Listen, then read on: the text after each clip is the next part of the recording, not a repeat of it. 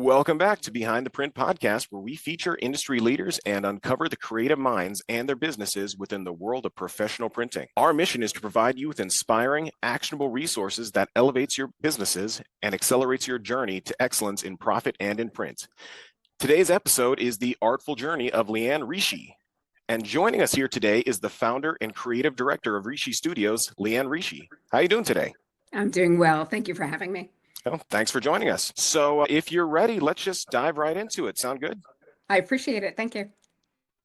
So what can you tell me about your regular clientele? So I have a wall coverings business, and my clientele, I work exclusively with interior designers, and their projects are typically high-end interiors, high-end residential interiors, as well as boutique hospitality projects.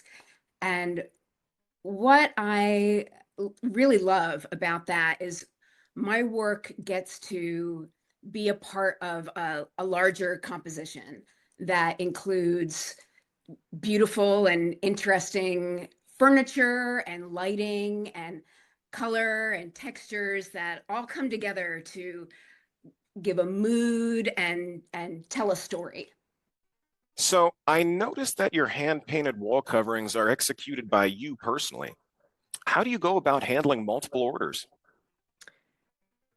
That can be a delicate situation, but first and foremost is to stay true to a sense of integrity, to have open and honest communication, to make sure that expectations are clear, and to really have a dedication to creating the best work that I can possibly create. So unlike larger manufacturers, I'm an independent art studio. So the designers who see the value in my work, they understand what goes into it. And that's the craftsmanship from a solo artist, which can also be a big part of the beauty of our collaborations as well, because I can offer very custom projects, which enables us to have that kind of relationship where I can really thrive and rise to a creative challenge. But at the same time, it's important to kind of stagger my projects so that one order isn't dominating another. So it can be a balance. It makes it more of a passion project and not just a job. It does. And with the craftsmanship being at the heart of it, I think the designers who come to me, they get it. So what makes you stand out from other artists? That's a good question. I think the great thing about standing out, inherently, that's about being unique, and each of us is unique. So it's all about getting true to what your work is really all about. And for Ricci Studio, my designs tend to be a little larger scale than more traditional wall coverings. They're very fine art driven and inspired by modern art and abstract painting. So they have I believe that they have a real presence, and something that I received very early feedback on with my work is my use of color. I think people react to the fact that I sort of push color combinations sometimes, yet they're very harmonious. So that I think that's a reason why my paintings translate well into home decor. Okay. Can you tell me about any major milestones you've made as an artist? I'd say my first major milestone would be showing my paintings in a public space, which was while I was still in high school at a coffee shop in New Haven. From there, a few years later, I had my first solo show with an art gallery in New York City, which started a 20-year relationship with this gallery. And then eventually getting my first job as a textile designer in Los Angeles. And then launching Ricci Studio and gaining representation by high-end showrooms across the country, which led to the opportunity to have press and be involved in some pretty extraordinary projects. But something that I think is important also is to recognize those moments when we have to face really hard times and to continue to show up for your work. I think those are equally large milestones that are important to take to heart, because that's when we really have our growth moments. Absolutely. So, as an artist, how do you avoid burnout and maintain your creativity? That's a great question also, especially as a solo entrepreneur. There's always so much work to be done. So a challenge for me is not to equate my value with how productive I am. So it's really only been a recent discovery of mine, is how to incorporate more self-care in my process, which leads me to a project that I'm launching right now, Okay. and it's called Artful Being. So it started last fall. I was working on a new show for the gallery, and I was given a year to create a body of work, which is typically not a problem for the way that I work and my style. But then I started to get in my head and the pressure of, okay, if I make a painting a month, then I'll stay on schedule. And the work that I was creating wasn't feeling right for me. It wasn't looking right. I felt like it wasn't coming from a true voice of mine.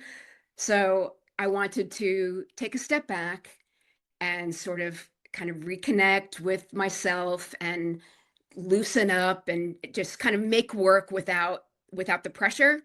And I thought, how cool would it be if I could document my process, which involves meditation and kind of connecting with dreams and symbolism and loose mark making, and turn that into something that I can share with others, almost like a protocol that artists and really anyone can follow as a way to kind of reconnect with themselves. So the platform is called artfulbeing.coach, and I offer free downloads as well as paid items such as guided meditations and journaling prompts and drawing prompts. And that has turned into the Artful Being workbook, which is now just getting it out there. So it's been exciting to talk about the project and to see how people are reacting to it. And I think ultimately it would just be a beautiful thing to help others include more of that sense of peace and calm, not only in their art, but in their lives. Well, it sounds like that would probably be a good way to answer my next question. And what advice would you give to someone who is just starting out as an artist? I would say be curious and stay true to your voice. So I think it's important, especially in the beginning, to expose yourself to great work. Go to museums, go to galleries, let it all sink in, see what resonates for you, but then to spend the time in the studio and learning what feels like your own authentic voice. It can be easy to look at successful artists and want to imitate what's out there, but what's really going to help you to shine and what's going to attract clients is to really be true to your own voice.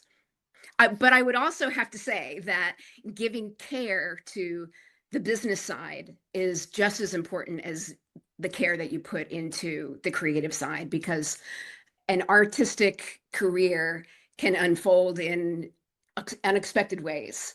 So I think it's important to have that diligence and keep at it. Absolutely.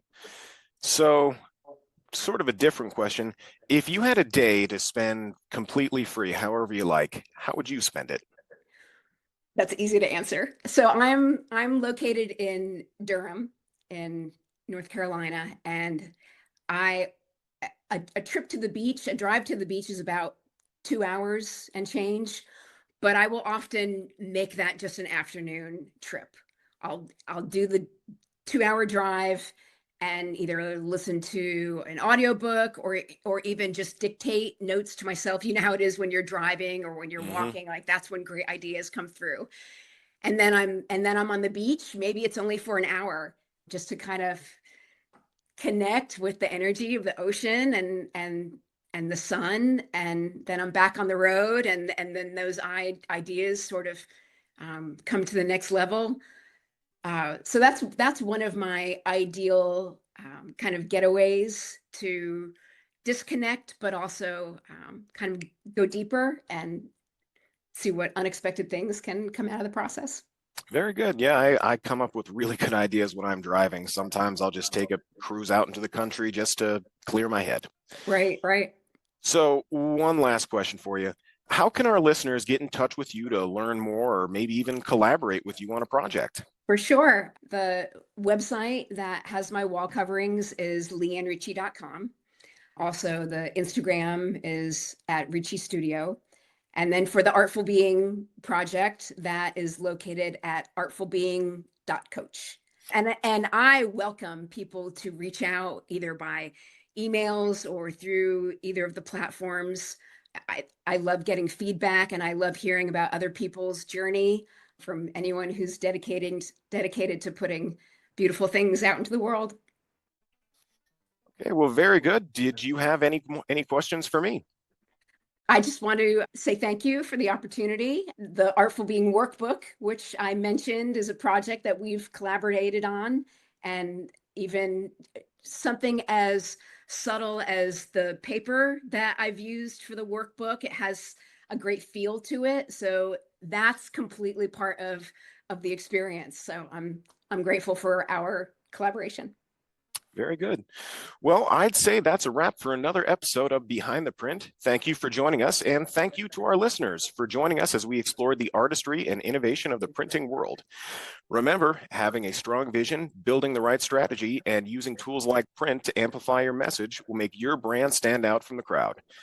If you enjoyed today's episode, be sure to get your sample pack today from printingcenterusa.com and share it with your fellow business enthusiasts.